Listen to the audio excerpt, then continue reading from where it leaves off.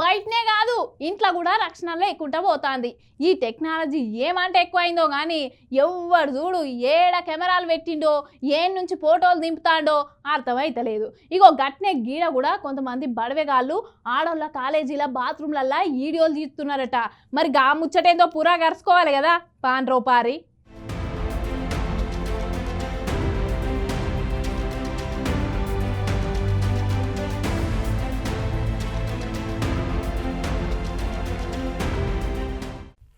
ఈ టెక్నాలజీ ఏమంట పెరిగిందో గానీ ఆడోళ్ళకు రక్షణ లేకుండా అయిపోతుంది. పోండ్రి ఏడ కెమెరా ఉందో ఎవడేం చెల్లి ఫోటో దింపుతాడో ఈ భయమే ఎక్కువ అయిపోయింది. టెక్నాలజీ అనేది మంచికి వాడాలి గానీ కొంతమంది బడివేగాళ్ళు అడ్డమైన చెడు పాన్లకు వాడి బ్లాక్ మెయిల్ దందాకు దిగుతున్నారు. ఇంకో గట్లనే మేడ్చల్ సిఎంఆర్ కాలేజీలో కూడా ఆడోళ్ళ హాస్టళ్లలో పోయి సీక్రెట్ గా కెమెరాలు పెట్టి వీడియోలు గుంజుతున్నారంట. గందుకోసమనే విద్యార్థులంతా రోడ్డెక్కి ధర్నాలు నిరసనలు చేస్తుర్రు వాళ్ళ తల్లిదండ్రులను పిలిపించుకొని. అందులోకి వంట చేసేటోళ్ళు తప్ప మిగతా వాళ్ళు ఓరట. వంట చేసేటోళ్ళ మీనే అనుమానం కొడుతుందంట. అందులో మొత్తం 11 మంది పని చేస్తుంటే అందులో 5గురిని అదుపులోకి తీసుకున్నారు. మొత్తం 11కు 11 మంది సెల్ ఫోన్లు తీసి ఎంక్వైరీ చేస్తున్నారు. ఏమన్నా డిలీట్ చేసినవి కూడా తీర్తానికి ఫోన్లను ల్యాబ్కు పంపుతున్నారు. విద్యార్థి సంఘాలు కూడా బాగానే వచ్చి చేయగలుపుతున్నాయి న్యాయం జరగాలని. ఇగో ఇటు చూడుర్రి బాత్రూమ్ అద్దాల మీద ఫింగర్ ప్రింట్స్ ఏలి ముద్దరు ఎట్లున్నాయో గోడవతల మొత్తం పోకిరి పోరగాళ్ళు తిరుగుతున్నారంట. కుర్చీలన్నీ ఆగమాగం ఉండేసరికి ఇలా డౌట్ కొట్టింది.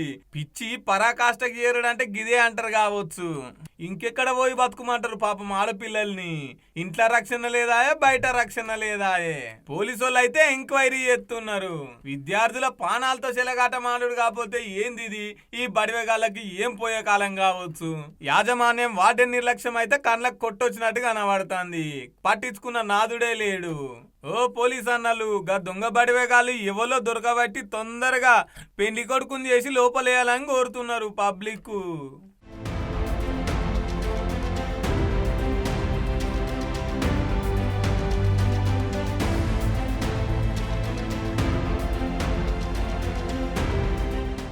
మాట్లాడిన తర్వాతనే ఆయన మీడియా ముందుకు వచ్చి నేను ఇక్కడికి వచ్చి దాదాపు 5 గంటలు అయిపోయింది.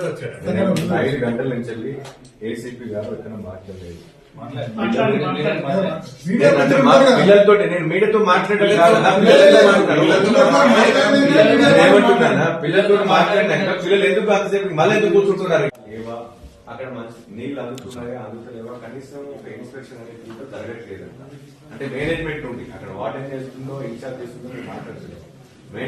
మేనేజ్మెంట్ నుండి కూడా అది ఎందుకు జరగట్లేదు మేము అడగదు అదన్నా. ఇంతసేపు జరిగినా కూడా యజమాన్యం మీరు ఆయన చీఫ్ పార్ట్నర్. సో ఆయన మాకు మా మేనేజ్మెంట్ మెంబర్ లాగా. సో ఇప్పుడు మా దృష్టికి రాగానే ఇమీడియట్ గా మేము కమిటీ చేశాను. రాత్రి మాకు తెలిసి మా సాయంత్రం ఎప్పుడు తెలిసింది 3:40 తెలిసింది. నాకు 4:30 నాకు కాల్ వచ్చింది. సార్ నేను బయట ఉన్నా సార్ మీరు చూడండి అంటే ఇమీడియట్ గా కాల్ మన పోలీసులో కంప్లైంట్ ఇవ్వడం జరిగింది. వాళ్ళు వచ్చారు. ఈ రోజు మీకు కూడా ఏసీబీ గారు స్టేట్మెంట్ ఇచ్చారు. వాళ్ళు వచ్చి అన్ని చూశారు. వీడియో ఆధారాలు ఏం లేవని వాళ్ళు నిర్ధారించారు. సరే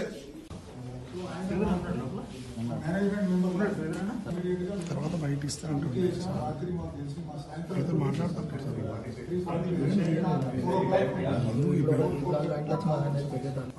పోలీసులో కంప్లైంట్ ఇవ్వడం జరిగింది. వాళ్ళు వచ్చారు.